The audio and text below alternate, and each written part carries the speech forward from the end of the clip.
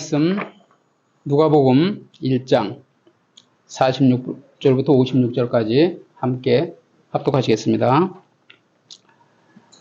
마리아가 이르되 내 영혼이 주를 찬양하며 내 마음이 하나님 내 구주를 기뻐하였음은 그의 여정의 비천함을 돌보셨습니다. 보라 이제 부르는 만세의 날을 복이 있다 이르리로다. 능하신 이가 큰 일을 내게 행하셨으니 그 이름이 거룩하시며 긍휼하심이 두려워하는 자에게 대대로 이르는도다. 그의 팔로 힘을 보이사 마음의 생각이 교만한 자들을 드셨고 권세 있는 자를 그 위에 내리치셨으며 비천한 자를 높이셨고 줄이는 자를 좋은 곳으로 배불리셨으며 부자는 빈손으로 보내셨도다. 그 종 이스라엘을 도우사 긍휼히 여기시고 기억하시되 우리 조상에게 말씀하신 것과 같이 아브라함과 그 자손에게 영원히 하시리로다 하니라. 마리아가 석 달쯤 함께 있다가 집으로 돌아가니라. 아멘. 오늘은 마리아의 찬양에 대해서 알아보겠습니다. 우리가 인생을 살아가면서 자연스럽게 찬양이 나올 때가 있어요. 저도 어느 날 저도 모르게 이제 흥얼흥얼하고 찬양을 했더니 사모님이 이제 저한테 그러더라고요. 웬일이냐고, 또 이렇게 기분 좋은 일이 있냐고 그러면서 이제 묻더라고요. 근데 정말 오늘 마리아의 찬양도 하나님이 나에게 큰 은혜를 베풀어 주시고 나와 함께 하시는 그러한 이제 은혜를 받고 나서 자연스럽게 하나님을 찬양하게 되었다는 거죠. 그래서 찬양과 함께하는 삶은 복된 삶이에요.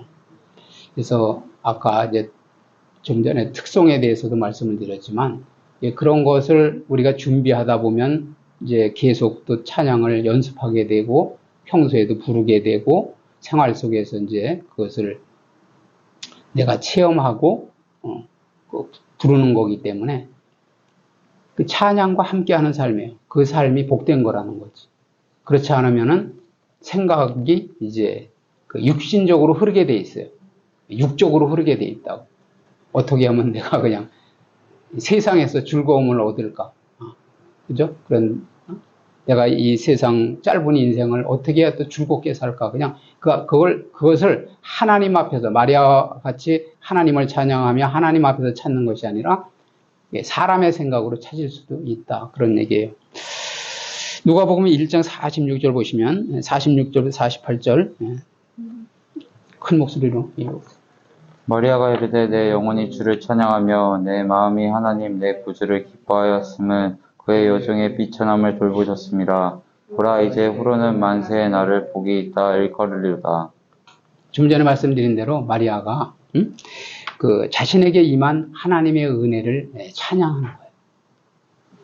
그래서 그런 고백을 드리고 있는데 하나님을 깊이 경외하는, 그죠? 우리가 주라고 부르는 것은 우리의 주인을 주라고 부르는 거예요. 주인이라면 나의 삶을 내가 모든 것을 책임지고 해결하려고 하는 게 아니라 하나님께 맡기는 거예요. 근데 왜 안 맡겨지느냐면 믿음이 하나님을 잘 몰라요. 그리고 하나님의 능력의 하나님이라는 건 알지만 나의 삶 속에 역사하실 하나님을 모른다는 거예요. 나의 삶을 인도하실 하나님을 모른다는 거지. 나와 함께 하시는 하나님. 저 사람은 축복하고, 저 사람은 하나님에게 쓰임을 받고, 그건 알겠는데, 나는 기도해도, 나 같은 사람도 나의 기도를 들어주실까? 나에게도 그런 좋은 역사가 일어날까? 이렇게 생각한다는 거예요.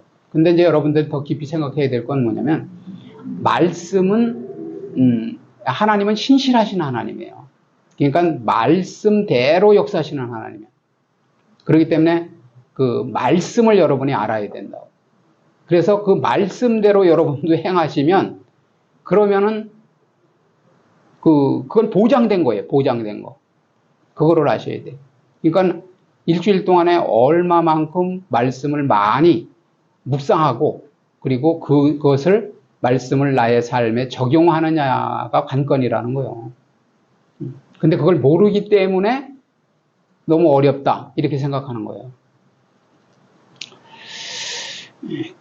그래서 하나님은 하나님을 높고 영광스럽게 생각하는 그런 사람들만이 은혜 가운데 나갈 수 있어요. 그러니까 위대하시다. 아유, 그냥 하나님은 위대하시대, 전능하시대, 무소부재하시대, 그냥. 지식으로는 알아요. 여러분, 간증하는 데 들어보니까 그런 말씀을, 저도 그랬지만은, 그냥 지나가는 말로 쭝얼쭝얼 했다는 거예요. 쭝얼쭝얼. 그런데, 하나님께서 이제 역사해 주신 거예요. 그 말을 듣고. 그게 기도예요. 쉽게 얘기하면 이런 거야. 하나님, 저는 어떻게 해야 지혜로운 삶을 살죠? 에? 어떻게 해야 행복한 삶을 살죠? 그럴 때 뭐냐면은 하나님께서 그렇게 질문했을 때 하나님이 역사하신다는 거예요. 내가 하나님께 그러한 흥얼거림도 없이 그런 물음도 없이 그건 뭐냐면 대상은 하나님께만 해야 된다는 거죠. 그냥 내 생각에 내가 어떻게 행복하게 살지? 그거하고 좀 틀린 거예요. 응? 하나님께 여쭤보라는 거야. 매사를 걸어가면서 밥 먹으면서 응? 차를 타고 가면서 운전하면서 물어보라는 거, 여쭤보라는 거예요. 그런 사람들만이 은혜 가운데 나간다는 거예요. 주님의 보좌 가운데 나갈 수 있다는 거예요. 하나님을. 그래서 하나님과 친밀한 교제를 경험한 사람, 여러분들이 경험을 잠깐만 해야 돼요. 이게 친밀하다는 건 뭐예요? 육신의 아버지나 아들 관계, 딸과 관계가 친밀하잖아요. 뭐 의논할 게 있으면. 저 아버님 살아계실 땐 그렇게 했다고요. 뭐 고민되는 거. 그때 당시에 세상을 살아가면서 고민되는 거. 내가 잘 모르는 건 아버지한테 가서 응석 부리듯이 여쭤본 거야. 누가 나를 이렇게 미워하는 사람이 있는데 어떻게 해야 되느냐. 아버님이 저한테 한 말씀이 있어요. 뭐냐면 강하면 부러진다. 강하면 부러진다는 거예요. 그러니까 좀 양보할 때도 있고 좀 숙일 때도 있고 쉽게 얘기하면 겸손하라는 거죠. 그래서 그런 사람만이 뭐냐면은 하나님과 친밀한 교제를 계속할 수 있는 거예요. 그런 경험이 있는 사람. 하나님께 뭐를 여쭤봤는데 하나님께서 거기에 대해서 이제 깨달음을 주시고 또 사람을 붙여주시고 그 다음에 어떤 말씀을 통해서 예배를 통해서든지 해답을 주셨어요. 그러면 어려운 문제였었어요. 그 문제가 정말 어려운 문제였었단 말이지. 그런데 그 문제를 하나님이 신묘막측하게 그것을 풀어가시더라는 거예요. 그러면 이제 그때부터는 더 가까이 교제하게 돼 있어요. 자꾸만 기도하게 돼 있고 자꾸만 여쭤보게 돼 있다고요. 하나님은 그걸 원하시는 거예요. 왜 너 혼자 고민하니? 왜 너 혼자 끙끙 앓다가 병이 걸렸냐? 이러는 거예요. 그래서 마리아는 특별한 은총을 입을 만한 별다른 요인이 없잖아요. 그죠? 동정녀라는 거. 그렇죠. 어떤 신분이 특별한 신분도 아니잖아요. 그렇죠? 그런데 하나님에게 특별한 은총을 입어서 뭐냐면 메시아의 모친이라는 여러분들이 여기서 조금 알으셔야 될 게 뭐냐면 하나님의 어머니가 아니에요. 예수님의 어머니라고. 예수님의 어머니. 육신의 어머니란 말이에요. 그런 칭호를 받게 됐는데 그 칭호를 받게 된 데한 감격과 겸손을 표시하는 거예요. 그래서 하나님의 은혜는 심령이 겸손한 자에게 임한다라는 거죠. 우리 겸손해야 돼. 겸손이 다른 게 겸손이 아니라 하나님을 항상 내 앞에 모셔두고 그분이 지시하시는 대로 살겠노라고 하는 게 겸손한 거예요. 그런데 우리가 이제 우둔해서 저 역시도 그랬지만은 말씀도 많이 듣고 많이 공부하고 이러다 보면은요 자꾸 내 뜻을 관철하려고 하는 게 있어요. 그걸 이제 우리가 조심해야 돼. 그래서 저는 나중에 이제 그래서 지위고하를 막론하고 나이가 어리든 많든 얘기하는 것을 하나님의 음성인가 하고 견주어 보는 거예요. 그렇게 해서 그게 맞는 것 같으면 따르는 거죠. 따르는 거예요. 내가 담임이고 내가 세상을 60년이 넘도록 살았으니까 나만 어떻게 알겠어? 필요 없어. 그게 아니라는 거예요. 거기에서 상대를 통해서 하나님 역사하실 때 그걸 들을 줄 알아야 됩니다. 이렇게 하는 게 어때요? 이럴 때 생각해 보는 거죠. 그 좋은 아이디어네. 그럼 얼른 적용을 해야 되는 거예요. 그게 심령이 겸손한 사람이에요. 이사야 57장 15절 읽어보세요. 지극히 존귀하며 영원히 거하시며 거룩하다 이름하는 이가 이와 같이 말씀하시되 내가 높고 거룩한 곳에 있으며 또한 통회하고 마음이 겸손한 자와 함께 있나니 이는 겸손한 자의 영을 소생시키며 통회하는 자의 마음을 소생시키려 함이라. 네, 통회하지 않는 자가 겸손하지 않은 자예요. 응? 여기서 통회라는 뜻은 뭐냐면 자신의 죄성과 그 무가치성을 그러니까 이 인간의 생각은 허망한 거야. 그걸 인정해야 돼요. 나의 생각은 너의 생각과 다르다 그랬잖아요. 하나님의 생각은. 응? 그래서 우리의 죄성을 깨달아야 돼. 죄성을. 우리가 무슨 큰 죄가 있느냐 그러는데 타락을 함으로써 아담과 하와로 인하여 타락을 함으로써 생각이 어두워진 거예요. 그리고 동물적이 된 거예요. 동물적. 이 세상에 매스컴에 나오는 모든 내용이 다 뭐예요? 부끄러운 짓이 다 그게 동물적인 속성을 가지고 한 거예요. 그런데 의인이다. 또 무슨 노벨 평화상을 받고 세계적으로 존경을 받는 사람들은 다 하나님의 뜻대로 사는 사람들이라는 거예요. 그 육성을 죽이고 육의 마음, 동물적 속성을 죽이고 사람답게 사는 거예요. 그게 이제 쉽게 하면 이름값을 하는 거죠. 이름값을 하는 거라고요. 그 위인이라 소리를 듣는 거예요. 그래서 하나님의 기쁜 뜻을 오해하면은 오해했으면 통회하라는 거예요. 통회자복하라는 거예요. 그래서 하나님을 이해하고 하나님과 교제를 가까이 나누다 보면 더욱 친밀해지고 그렇게 회개할 일이 없는 거예요. 좀 적은 거죠. 회개할 일이 적은 거라고. 통회할 일이 적은 거야. 이런 말도 하잖아요. 기독교인들이 좀 얄밉다고. 세상에서 많은 죄를 짓고 또 교회 가서 그냥 잘못했습니다 하면은 또 그게 다 용서되는.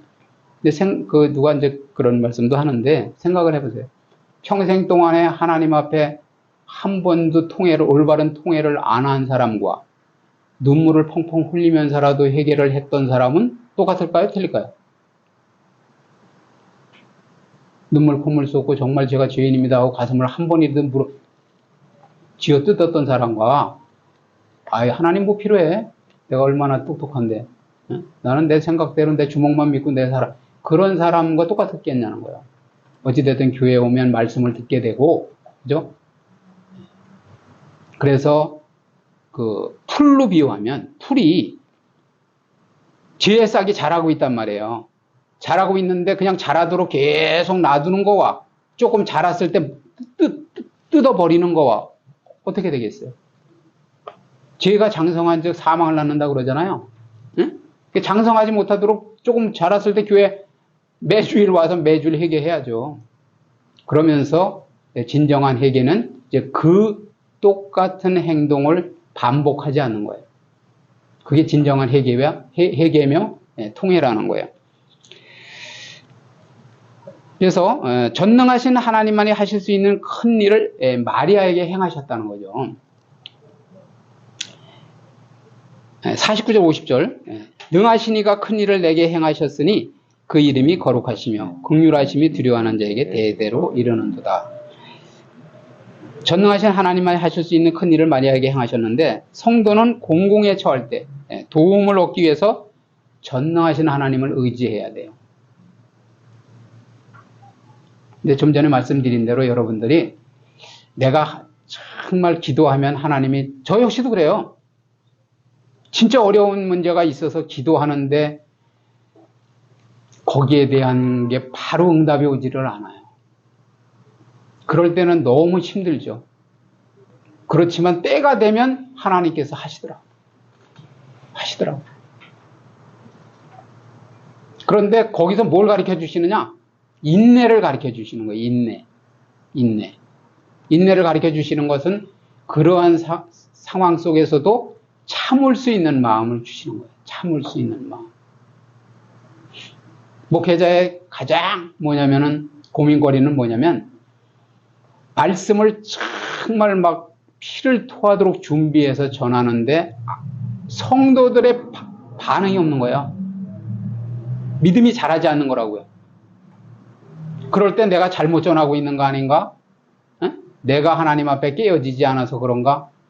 그런데 그렇다고 하더라도 인내하고, 그러니까 인내가 대단한 거예요.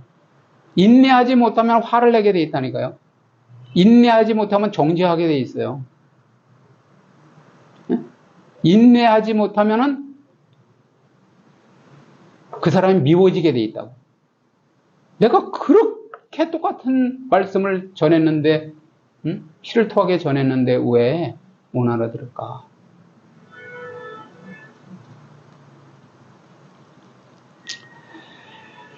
그래서 우리는 크고 작은 문제를 모두 하나님께 아뢰시기 바랍니다. 아뢰시고, 하나님은 신실하신 하나님이기 때문에 들어주세요. 만약에 정말 사람은 모를 수도 있어요. 그렇지만 하나님은 저의 그런 모습을, 변해가는 모습을 하나님은 아신다는 거예요. 여러분이나 저가 변해가는 모습 아세요?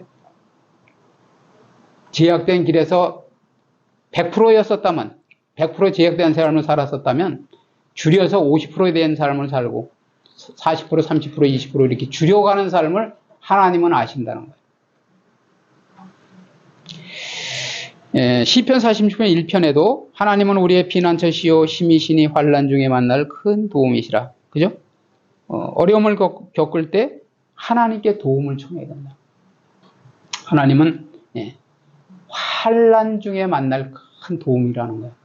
그 도움이라는 것을 우리가 깨닫지 못하기 때문에 도움을 청하질 않아요.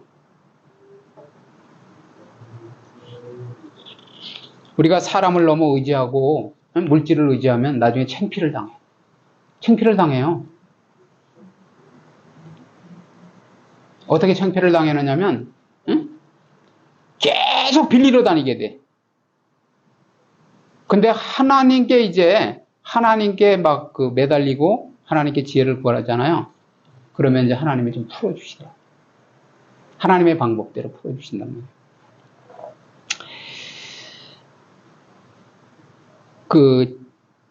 지난번에 살펴본 대로 처녀가 남자 없이 잉태해서 잉태한다는 것은 참으로 큰 일이에요. 엄청나게 큰 역사예요. 그런데 여기서 지극히 높으신 자의 권능이 나타난다는 거죠. 사람이 할 수 없는 일이 나타난 거예요. 그러므로 우리 그 이름이 거룩하시며 라고 그녀는 덧붙였다라는 거예요. 49절 하반절에 그렇게 말씀하고 있잖아요. 그리고 우리를 구원하시기 위해 독생자를 세상에 보내심으로써 복음의 특권이 전해졌어요, 우리에게. 그래서 영원토록 이어져 오고 있는데, 세상이 존립하는 한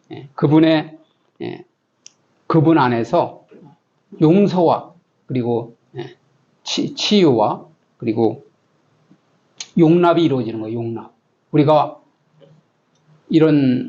여러분들도 그런 말씀 들으셨죠?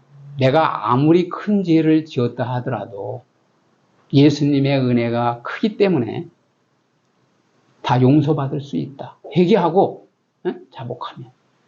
그 역사가 이제 마리아에게 성육신의 역사가 이루어진 짐을 통해서 메시아가 태어나고 그 메시아가 우리를 위해 십자가에 죽으심으로써 우리의 그 엄청난 죄까지도 그 용납받을 수 있는 그러한 상태가 됐다는 거예요.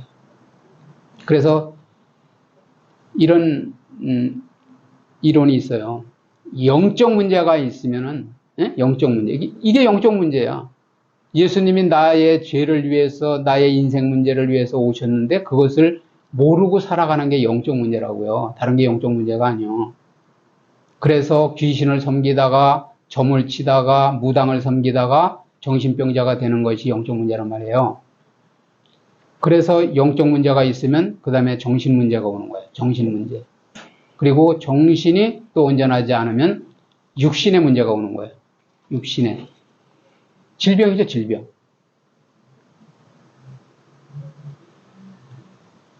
그런데 그 용서받는 은혜, 그 다음에 치유가 일어나는 거예요. 복음을 올바로 듣고 깨달으면. 그래서 복음이 위대한 거예요. 복음이 중요한 거라. 원시 복음이 뭐냐? 창세기 3장 15절이라니까요. 내가 너로 여자와 원수가 되게 뱀 보고 그랬잖아요. 여자의 후손이 내 머리를 상하게 할 것이다. 너는 여자의 후손의 발꿈치를 상하게 할 것이다. 그것이 이제 예수님이 십자가에 달릴 것을 미리 말씀하신 거라는 거예요. 사람들은 다 창세기 3장의 15절에 그 저주 가운데 묶여서 사는 거예요. 그것을 전하는 게 창세기 3장 15절에 여자의 후손을 아느냐, 그게 전도라니까요. 51절 읽어보세요. 그의 팔로 힘을 보이사 마음의 생각이 교만한 자들을 흩으셨고 53절까지. 권세 있는 자를 그 위에서 내리치셨으며 비천한 자를 높이셨고 줄이는 자를 좋은 것으로 배불리셨으며 부자는 빈손으로 내보내셨도다. 이 말씀은 뭐냐면 구약 말씀을 압축해 놓은 거예요. 마리아가 구약 말씀을 다 묵상하고 읽고 그 말씀을 압축해서 찬양하는 그런 내용이에요. 뭐냐면 하나님의 섭리대로 계속 말씀드리는 거지만 교만하면서 높은 자를 낮추신다고요. 하나님은. 그리고 겸손하면서 낮은 자를 높이셔. 그러니까 하나님이 우리를 높여주셔야 우리가 높아질 수 있어요. 내가 스스로 높아지는 게 교만이고 그런 사람은 하나님이 그냥 낮추셔. 그래서 하나님의 공의로운 보상이 있어요. 하나님의 공의 하나님이에요. 여러분들이 똑같이 신앙생활을 하시지만은 상 받을 짓을 하면 상 받는 거요. 벌 받을 짓을 하면 벌 받는 거예요. 똑같이 예배를 드리고 똑같이 믿음 생활을 해도 그걸 아셔요. 하나님은 그러니까 공의로우신 하나님이며 공의대로 보상하시고 심판하시는 하나님이라는 것을 노래하고 있는 거예요. 그래서 사람들은 모든 일을 자기 마음대로 처리하고자 하지만 하나님께서는 그들의 마음의 생각을 흩으신다는 거예요. 흩으셔. 우리 이 나라에도 그런 일이 많잖아요. 어쨌든 그 권력을 계속 유지하려고 하는데 그게 되느냐는 거죠. 사람의 힘으로 되느냐는 거예요. 그죠?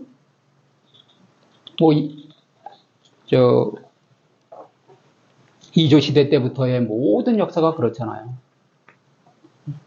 흥망성쇠죠, 흥망성쇠. 서로 죽고 죽이고, 그죠? 그러한 역사를 이룬. 그것은 하나님만이 주장하실 수 있는 거예요. 인간의 생명은.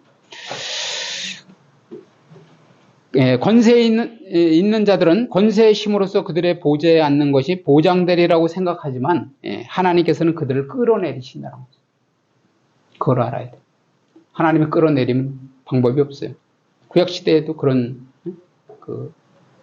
왕이 있었잖아. 막 금신상을 만들어 놓고 하나님이 그냥 다 부서뜨리는 거예요. 언어는.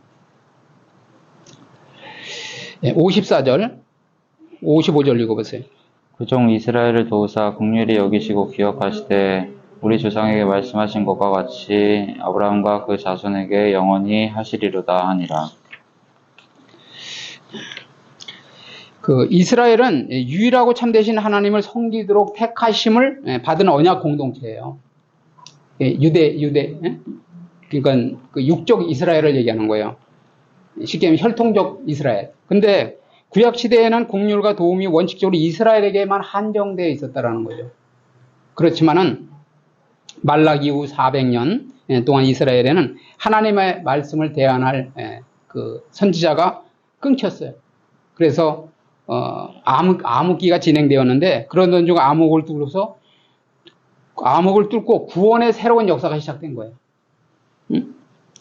새로운 빛이 임하고 조상에게 약속하신 바를 이루실 메시아가 도래한 거라는 거죠. 아브라함에게 약속했잖아요. 아브라함에게. 그죠? 그래서 그 약속의 대상은 이제 민족과 혈통의 그 구별을 초월해서 예수님을 그러니까 언약의 말씀을 믿음으로 받아들이는 영적 이스라엘에게 임하게 된 거라는 거예요. 그걸 우리가 알아야 돼. 그래서 로마서 9장 6절에 그러나 하나님의 말씀이 폐허해진 것 같지 않도다. 폐허해지지 않았다. 그러니까 육적 이스라엘이 실패, 율법을 줬는데 율법을 못 지켜서 실패했더라도 그 말씀이 폐허해진 게 아니라는 거죠. 그래서 여기 보면 이스라엘에게서 난 그들이 다 이스라엘이 아니요 이러잖아요. 그러니까 육적 이스라엘이 실제 이스라엘이 아니라는 거죠. 영적 이스라엘. 그러니까 혈통적 이스라엘이 그 이스라엘이 아니라 그 약속의 말씀을 믿어 하나님의 자녀가 되는 영적 이스라엘이 참된 이스라엘이다. 그 얘기하는 거예요. 그러니까 우리는 이방인이었죠. 그러니까 아브라함의 혈통적인 그런 후손은 아니야. 그렇지만은 유대인은 아니란 말이에요. 유대 민족만 택했으니까. 그렇지만은 우리가 이방에 이제 그 빛이 전해지면서 우리가 언약의 말씀을 믿어서 영적 이스라엘이 된 거예요.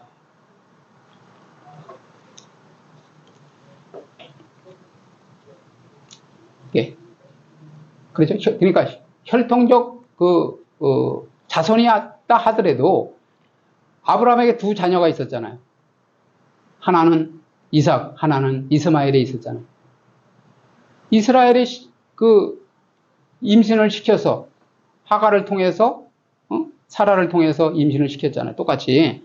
그렇지만은 그 약속의 자녀가 자녀다 이랬잖아요. 그러니까 이삭만이 아버지, 똑같이 아버지라고 불렀지만은 아브라함의 자녀라, 하나님의 자녀라는 거예요.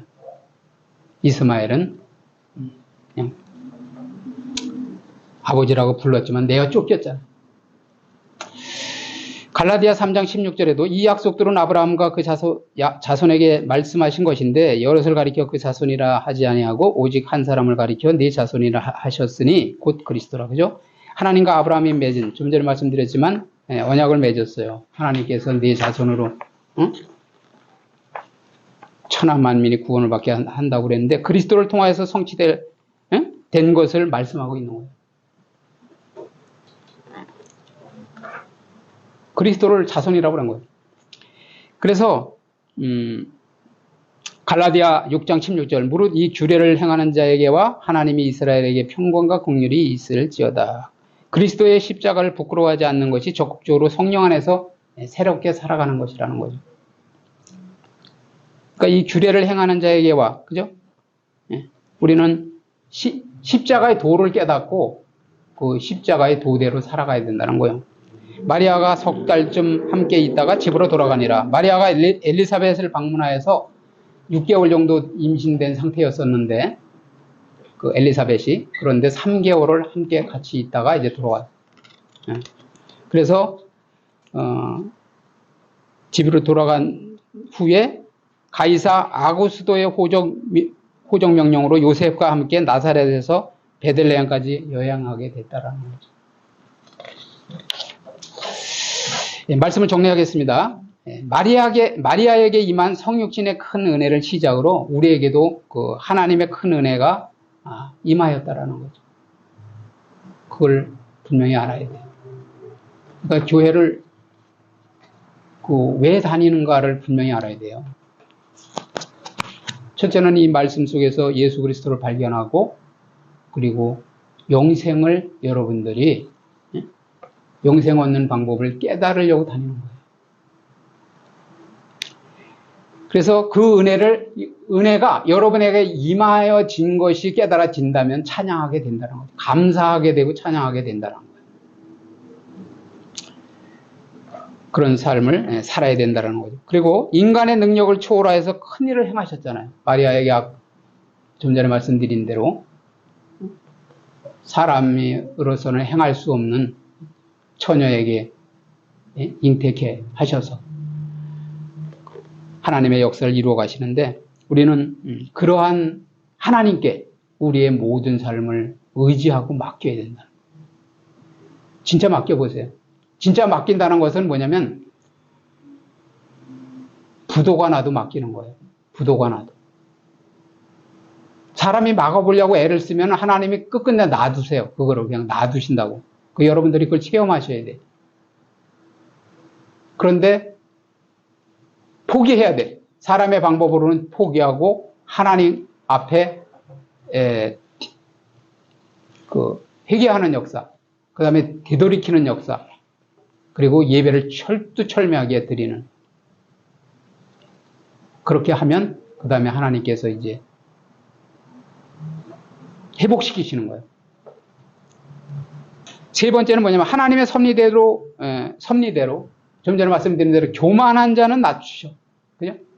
교만하고 높은 자는 낮추시고 겸손하고 낮은 자는 높이신단 말이에요. 그래서 그런 하나님께 우리는 순종하는 삶을 살아야 돼요. 마지막으로 마리아와 같이 비천한 자를 돌아보셨잖아요. 그죠? 비천한 자를. 그래서 돌아보시고 은혜를 베풀어 주시는 우리를 구원하시는 메시아는 영원히 높임을 받으실 영원한 왕이라는 거야. 예수님은 한 시대에 그 능력 있는 그런 어떤 존재가 아니고 영원히 우리가 이제 다시 천국에 입성할 때도 우리를 맞이하여 주시고 우리와 함께 이 세상 끝날까지 함께 하리라고 그랬잖아요. 그러니까 이 땅에서도 그러한 삶을 살게 하시고 결국은 우리의 영원한 왕이 되실 분은 하나님이라는 거죠. 그래서 그런 왕이심을 우리가 깨닫고 승리하는, 그런 말씀으로 승리하는 저와 여러분 되시길